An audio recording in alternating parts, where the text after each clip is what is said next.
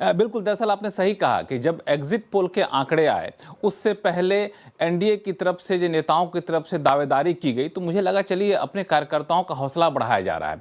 जब exit poll के आंकड़े आए तो लगा कि चलो इसके आसपास रहेगा, लेकिन जो अभी जो शुरुआती नतीजे आ रहे हैं वो दरअसल नेताओं के दावेदारी और एग्जिट पोल सबको झुठलाते हुए उससे आगे निकल कर जा रहा है। और सबसे महत्वपूर्ण बात है कि अब तक 243 में से सभी सीटों के रुझान आ चुके हैं और इसमें एनडीए जो है 190 पार कर चुका है। जी हां, 190 पार कर चुका है। 69 सीट की बढ़त एनडीए अब तक पा चुका है। और एनडीए की बात करें तो इसे घटक दलों पर गौर करिए। भारतीय जनता पार्टी और जनता दल यूनाइटेड। भारतीय जनता पार्टी अब तक 86 सीटों पर बढ़त बनाए हुए है, जनता दल यूनाइटेड 74 सीटों पर बढ़त बनाए हुए है। लेकिन खास बात यह है कि भारतीय जनता पार्टी ने पहले के मुकाबले 12 सीटों पर बढ़त बनाई है, जबकि जनता दल यूनाइटेड ने 31 सीटों पर बढ़त बनाई है। जी हां, चिराग पासवान की पार्टी ने पिछली बार जो नुकसान किया था उस नुकसान की भरपाई इस बार जनता दल यूनाइटेड को देखने को मिल रही है, 74 सीटों बढ़त बनाते हुए।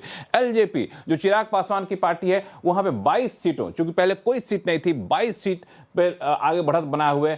हम 5 सीटों पर आगे बढ़त बनाए हुए और आलम जो है 3 सीटों पर बढ़त बनाए हुए। तो ये अब तक एनडीए 190 सीटों पर बढ़त बनाए हुए और अभी समय हो रहा है आपको 12 बज रहे हैं। आमतौर पे ये जो रुझान होते हैं वो काफी हद तक सेटल हो चुके होते हैं। और इंडिया गठबंधन देखिए, इंडिया गठबंधन या फिर कहें महागठबंधन, उसको एक जितने भी अनुमान थे सारे अनुमान के नीचे निकल के चला गया। वो महज 48 सीटों पर सिमटता हुआ अब 47 सीटों पर सिमटता हुआ दिख रहा है। पिछले के मुकाबले 67 सीटें, 67 सीट कम होता हुआ दिख रहा है। दूसरी जो पार्टियां हैं वो 4 के आसपास घूम रही हैं और जन स्वराज पार्टी खाता भी खोलते हुए अब तक नहीं दिख रही है। हालांकि ये जो रुझान है वो दरअसल अब तक कहीं कहीं 3-4 चरण की वोटिंग गिनती हो चुकी है, कहीं पे 10 राउंड की वोटिंग हो चुकी थी। मोटा मोटी 5-6 राउंड की वोटिंग के आधार पर ये सारे नतीजे निकलकर आपको सामने आ रहे हैं। ये रुझान है, अब ये रुझान जब तक अंतिम नहीं होता तब तक कहना थोड़ा मुश्किल होता है। कौन कौन सी चीज ये एनडीए के लिए काम करेगी? और एक और चीज, क्योंकि जब महागठबंधन के नंबर्स को देख रहा हूँ मैं लक्ष्मण जी, ये किसी भी अनुमान से अगर आप देखें काफ़ी कम है।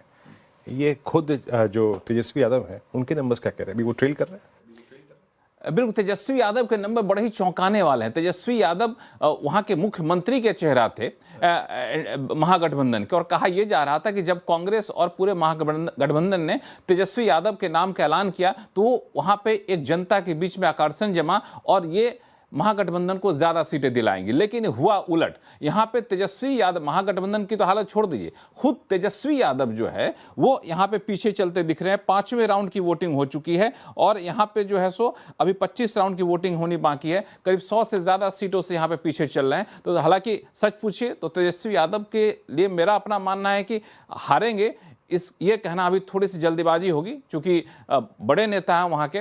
अगर नतीजे अगर ऐसे ही रहते हैं तो वाकई उनके लिए बहुत बड़ी शर्मनाक हार होगी। और जो एक चीज और जो आपने पूछा कि आखिर क्यों ये हालत दिख रही है, तो 3 कारण बहुत बड़ी है। पहला कि जो मुख्यमंत्री रोजगार योजना का ऐलान किया गया और महिलाओं के खाते में 10,000 रुपए दे दिए गए, उसने बहुत बड़ा काम किया, गेम चेंजर का काम किया। हालांकि उसके उलट महागठबंधन ने वादा तो किया, लेकिन ये वादे के मुताबिक जो है सो वो वादे पर लोग भरोसा नहीं करते, जो आ गया पर उस पर भरोसा करते हैं। और दूसरा, महागठबंधन में एकजुटता की कमी यहां पे देखी। 12 से 15 सीट ऐसे जहां पे कांग्रेस और राष्ट्रीय जनता दल फ्रेंडली फाइट कर रहे हैं, सीटों का बंटवारा बहुत मुश्किल से हो पाया और जो चुनाव प्रचार हो रहे थे दोनों 2 अलग अलग दिशा में दिख रहे थे। तो ये सारे चीजों का नुकसान यहां पर होता हुआ आपको दिख रहा है।